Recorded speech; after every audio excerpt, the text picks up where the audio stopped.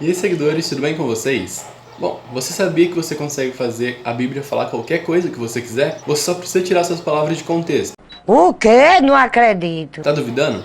Então olha só esse vídeo que nele eu vou falar justamente sobre isso. Sobre 4 versículos conhecidos, mas que foram tirados de contexto, que foram interpretados da forma errada.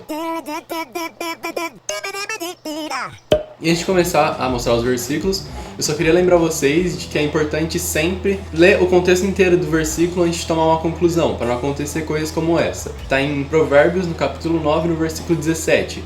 O versículo diz assim: a água roubada é doce, e o pão que se come escondido é saboroso. E olhando só esse versículo, a gente pode pensar que a Bíblia apoia o roubo, ou então que a Bíblia é falha, que tem contradição, porque em alguns outros versículos fala que roubar é errado. Mas se a gente vê os outros versículos, o contexto desse versículo, está escrito assim: a insensatez é pura exibição, sedução e ignorância, sentada à porta de sua casa, no ponto mais alto da cidade. Clamam aos que passam por ali seguindo o seu caminho. Venham todos os inexperientes. Aos que não têm bom senso, ela diz: a água roubada é doce, e o pão que se come escondido é saboroso. Mas eles nem imaginam que ali estão os espíritos dos mortos, que os seus convidados estão nas profundezas da sepultura. Então, na verdade, a Bíblia diz que roubar é estúpido e que ser insensato leva à destruição. Mas se usado fora de contexto, esse versículo pode ser usado como uma justificativa para toda uma vida de crimes. O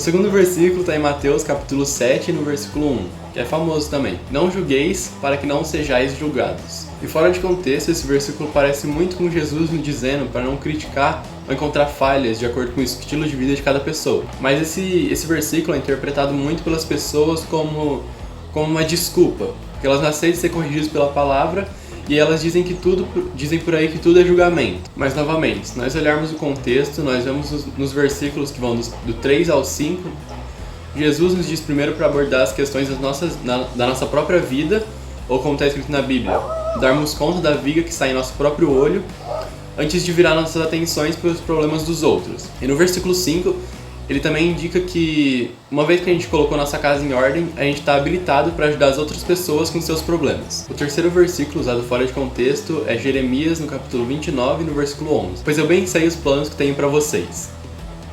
Ué, mas o que tem de errado nesse versículo? Isso é mentira? Bom, para falar a verdade, não.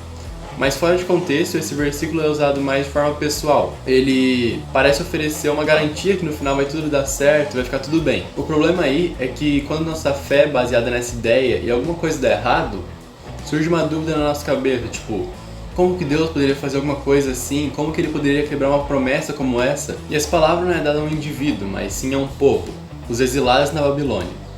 Deus está prometendo para eles que ele não desistiu do seu povo e que mesmo que tudo pareça sem esperança, Deus ainda tem um futuro para eles. O contexto nos versículos 1 ao 3, que explicam que essa é uma carta aos exilados, deixa isso bem claro. Mas quando o versículo é usado de forma isolada, ele acaba se tornando uma promessa de prosperidade terrena pessoal. O princípio de Deus ser por nós e nos dar um futuro brilhante é completamente verdade. Mas esse versículo não é a nossa melhor fonte para essa notícia. Ele também faz parecer que a gente vai caminhar pela vida ileso, sem risco, sem correr risco nem preocupação.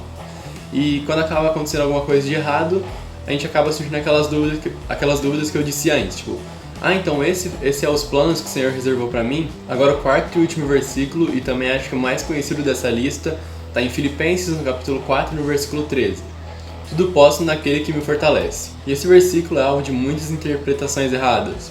Tem gente que pensa que esse tudo posso é literalmente poder tudo mesmo, como por exemplo, eu posso alcançar todos os meus sonhos, posso fazer tudo o que eu quiser, mesmo se for pecado, ou eu posso pular de um prédio, fazer coisa impossível, pular de um prédio e sair voando por aí. Mas não é bem por aí. Ser cristão não significa que Deus vai fazer tudo o que nós queremos. Não significa uma vida fácil, que a gente vai receber tudo o que nós sonhamos se a gente simplesmente tivesse fé suficiente. E uma prova que ser cristão não é garantia de uma vida fácil tá lá nos destaques no Instagram dos seguidores, que lá tem salva histórias de homens e mulheres que com certeza não existe a palavra fácil no vocabulário quando vai se falar da vida deles. Então lembra de depois desse vídeo dar uma passadinha lá no nosso perfil dos seguidores do Instagram para dar uma olhada nesses destaques. Mas bom, continuando no vídeo, Deus não existe para nos servir, isso é muito pelo contrário, nós existimos para servir Deus. e os planos dele são muito maiores que os nossos. É claro. E novamente, o real significado do versículo pode ser entendido vendo seu contexto. A carta aos Filipenses foi escrita pelo apóstolo Paulo. Para concluir, ele agradeceu as ofertas que a igreja tinha enviado. Mas Paulo não dependia do dinheiro, ele dependia de Deus. E durante sua vida, Paulo tinha passado por tempos de riqueza e de pobreza, de força e de fraqueza, de fartura e de necessidade. E ele tinha aprendido a lidar com todo tipo de situação. E sua felicidade, sua alegria não dependia mais de circunstâncias materiais. A força de Paulo vinha de Deus, como está escrito em Filipenses, no capítulo 4, no versículo 11 e 12, que são os dois versículos antes desse que eu falei no começo. Eles dizem assim: não estou dizendo isso porque esteja necessitado, pois aprendi a adaptar-me a toda e qualquer circunstância. Sei o que é passar necessidade e sei o que é ter fartura. Aprendi o segredo de viver contente em toda e qualquer situação, seja bem alimentado, seja com fome, tendo muito ou passando necessidade. E aí sim vem aquele versículo: tudo posso naquele que me fortalece. Então esse foi o vídeo. Lembra de passar no Instagram dos seguidores, deixar o like se vocês gostaram, se inscrever no canal e compartilhar também o vídeo para outras pessoas. É isso, até a próxima. Tchau!